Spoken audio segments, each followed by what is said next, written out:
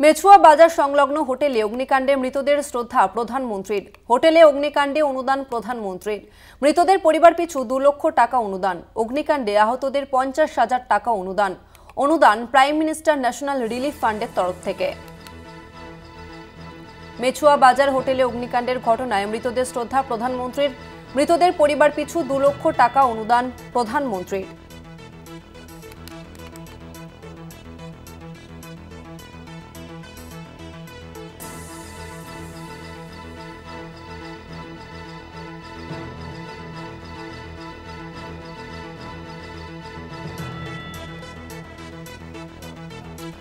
এই মুহূর্তে সরাসরি নিউজ রুম থেকে রয়েছে আমাদের প্রতিনিধি অরিত্র। এবার প্রধানমন্ত্রী তিনি মেছুয়া বাজারে যে অগ্নিকাণ্ডের ঘটনা, সেই অগ্নিকাণ্ডের ঘটনা জেনে প্রধানমন্ত্রী তিনি সাহায্যের হাত বাড়িয়েছেন। এই বিষয়ে তোমার কাছে বিস্তারিত জানতে চাইবো।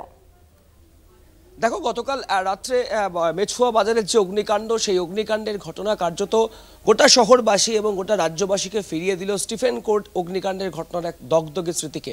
দেখো, এখনো পর্যন্ত যেটা পুলিশ এবং প্রশাসনের সূত্র মারফত আমরা জানতে পারছি, 14 জনের মৃত্যু হয়েছে, নিশ্চিত করা হয়েছে 14 জনের মৃত্যু।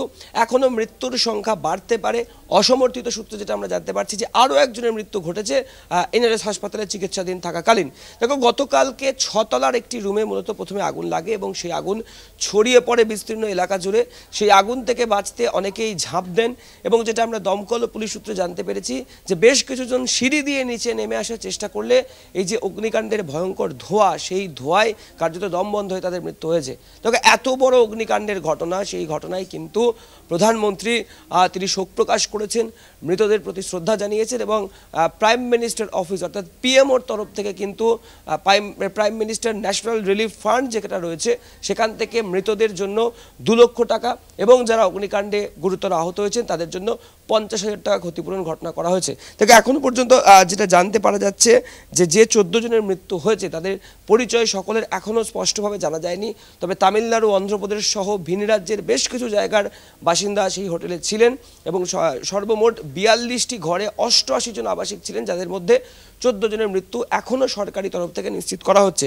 যেটা জানতে পারা যাচ্ছে যে তালিকা আমাদের হাতে আসছে, মেডিকেল কলেজ হাসপাতালে সেখানে 4 জনের মৃত্যু হয়েছে, যার মধ্যে এস.এ.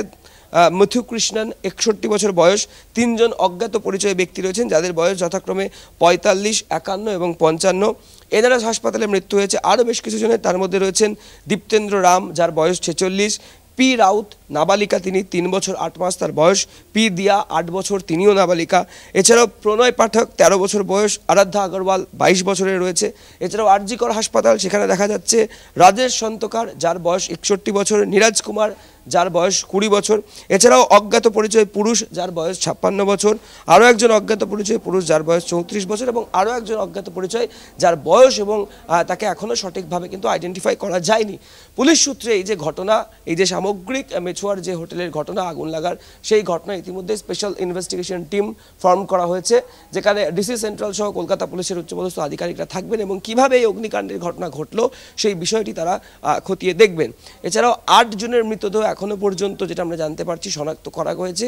সেই মৃতদেহগুলিকে তাদের পরিবারের হাতে তুলে দেওয়ার জন্য পুলিশের তরফ থেকে স্পেশাল টিম গঠন করা হয়েছে এবং দমকল সূত্রে যেটা জানতে পারছি, দমকলের পক্ষ থেকেও কিন্তু এই গোটা অগ্নিকাণ্ডের যে ঘটনা, সেই ঘটনা কিভাবে ঘটলো তার জন্য ডিপার্টমেন্টাল এনকোয়ারিও কিন্তু শুরু হয়েছে।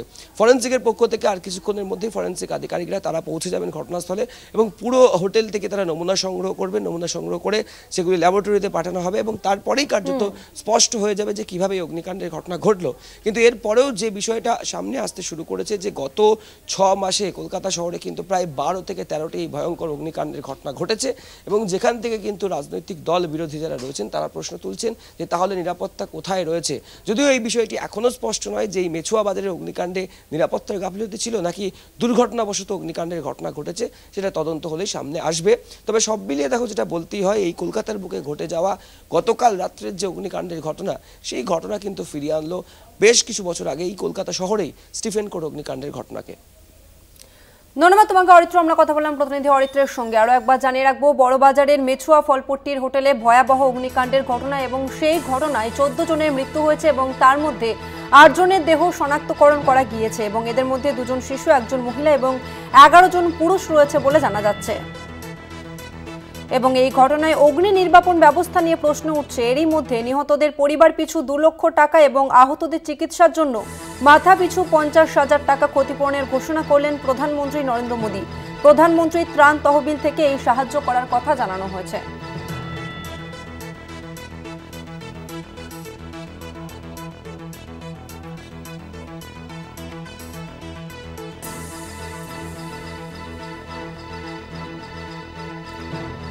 ঘটনাস্থল থেকে সরাসরি রয়েছে আমাদের প্রতিনিধি শুভঙ্করের সঙ্গে কথা বলবো। শুভঙ্কর,